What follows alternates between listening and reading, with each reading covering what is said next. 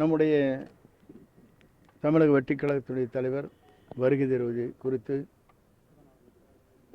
இடங்கள் தேர்வு செய்யப்பட்டு அந்த பணிகளை துவங்க வேண்டும் என்று நாங்கள் முடிவு செய்துள்ளோம்.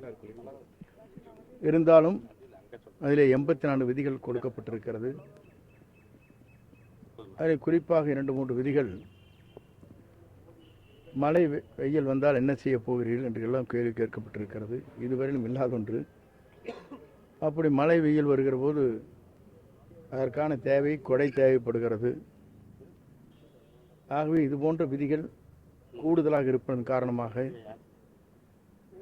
இந்த விதிகளை நிறைவு செய்ய வேண்டும் என்ற நோக்கத்தோடு கூடுதலாக 2 நாட்கள் அவரிடத்திலே காவல்துறை அண்டு மாவட்ட ஆட்சித்தலைவரை நான் கேட்டிருக்கிறேன்.